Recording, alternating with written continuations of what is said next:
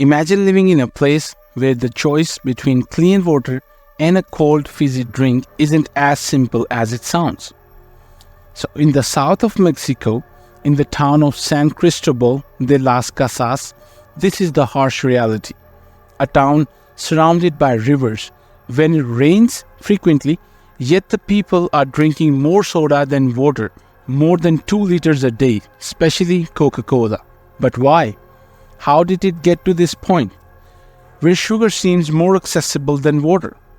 So welcome to San Cristobal de las Casas, a place rich in natural resources, yet its people face a critical shortage of something as basic as drinking water. This paradox is hard to believe at first. Imagine being in the heart of the Chiapas region, known as the land of springs, where river flows and the rain is plentiful. But for most of the locals, clean, drinkable water is out of reach. How did this happen? Street signs and community whispers hint at a deeper issue of war over water, the essence of life. In the middle of this battle stands a mega corporation with ties to powerful Mexican politicians. At the center of it all, Coca-Cola. In a place where water should be abundant, why is it so scarce? The answer lies beneath the surface, literally. We sent a camera team to investigate this growing issue and speak with an expert to uncover the truth. The small amount of tap water available is often loaded with chlorine, making it taste like a swimming pool. Locals, desperate for an alternative, turn to water trucks with questionable resources. Supermarkets offer bottled water, but there's always an easier option, Coca-Cola, often sold at almost the same price as water. Think about it. Given the choice between undrinkable tap water, uncertain truck water, pricey bottled water, or an affordable Coke, what would you choose? The bigger picture. So, why is it happening? How did San Cristobal, a city with access to abundant national water resources, end up in such a dire situation?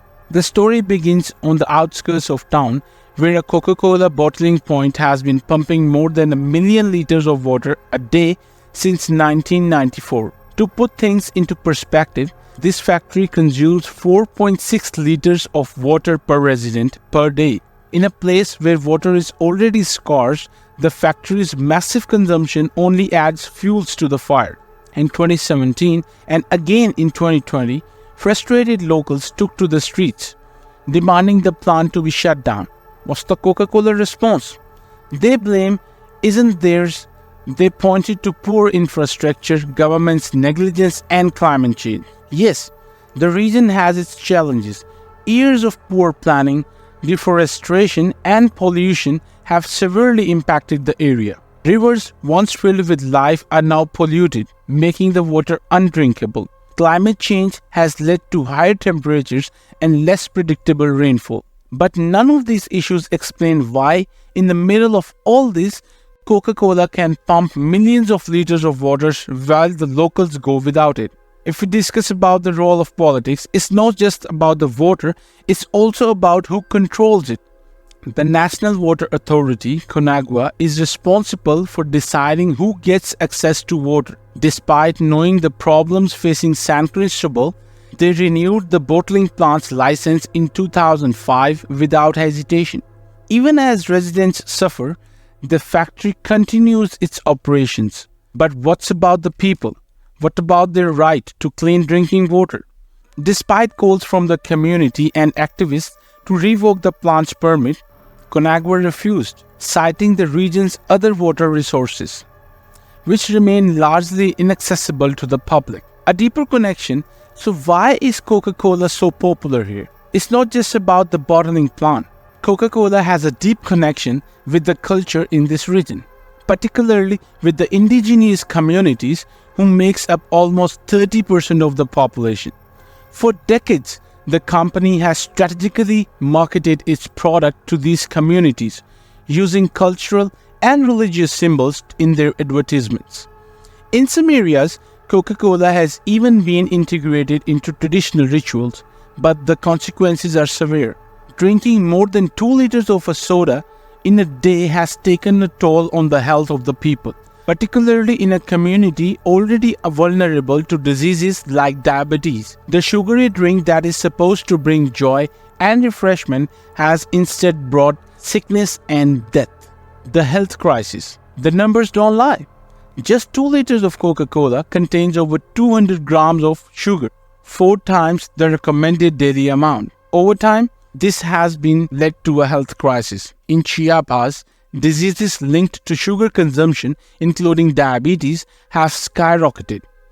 These illnesses are now among the top causes of death in the region. For many, Coca-Cola has been a part of their lives for as long as they can remember. From early childhood, they've been drinking the soda, unaware of the long-term damage it could cause. Even young children are suffering, with some as young as 3 already losing teeth to decay. The future, despite the growing awareness of the dangers of sugary drinks, the powerful ties between Coca-Cola and the Mexican politics have made it difficult to change the system. The former president of Mexico, Vicente Fox, once served as CEO of Coca-Cola Mexico, and during his presidency, he turned a blind eye to the industry's impact on public health. Even today, Coca-Cola remains a dominant force, and despite efforts to tax sugary drinks, the company's influence continues to grow. Like in Chiapas, Coca-Cola is not just a drink, it's a way of life, woven into the fabric of the community. But at what cost?